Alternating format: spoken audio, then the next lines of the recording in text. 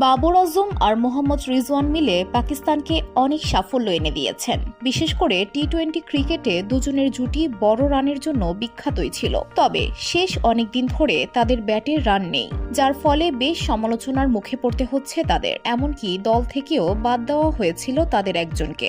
বাবর তা শেষে দলে ফিরেছেন বটে, তবে দুজনকে একসঙ্গে পাকিস্তান টি-20 দলে চান না পাকিস্তানের সাবেক পেসার সোহেল তানভীর। তিনি দুজনকে একসঙ্গে খেলানো নিয়ে প্রশ্নও তুলেছেন।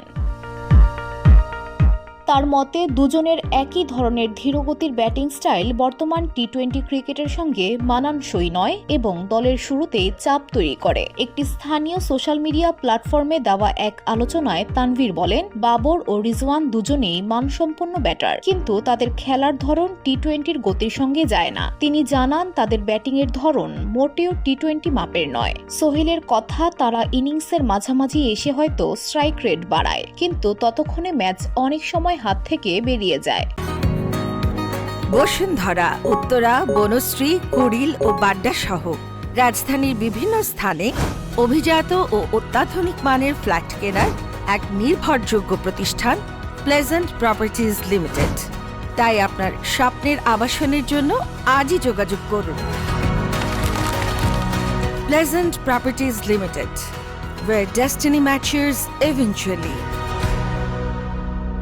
তানভীরের অভিমত, পাকিস্তান এ পরিস্থিতি থেকে বেরিয়ে আসতে পারে বাবর রিজওয়ানের একজনের জায়গায় অন্য কাউকে খেলিয়ে। সাহিবজাদা ফারহান কিংবা অন্য কোনো আগ্রাসী ব্যাটসম্যানকে সুযোগ দিলে দল শুরুতেই গতি পেত, বিশ্বাস তার। পাকিস্তানের বোলিং অনেক দিন ধরেই ছিল ফর্মের তুঙ্গে, তবে এবার ব্যাটারদের পারফর্ম করার পালা, অভিমত সোহেলের। তিনি বলেন, বোলাররা আগের মতো ধারাবাহিক নয়, ফলে এখন ব্যাটসম্যানদের দায়িত্ব নিতে হবে। তানভীর বাবর ও রিজওয়ানকে নিজেদের খেলার ধরন বদলানোর পরামর্শ দিয়ে বলেন, সব বলেই ছক্কা মারতে হবে এমন নয়, কিন্তু একটু বেশি ইন্টেন্ট দেখাতে হবে, পরিস্থিতি বুঝে খেলতে হবে। বিশেষ করে বাবর আজমকে উদ্দেশ্য করে তানভীর বলেন, সে খুবই দক্ষ ব্যাটার, কিন্তু প্রশ্ন হলো সে কি নিজেকে বদলাতে চায়। কোহলি বা উইলিয়ামসনের মতো ব্যাটাররাও তাদের গেমে পরিবর্তন এনেছে, বাবরও তা পারে।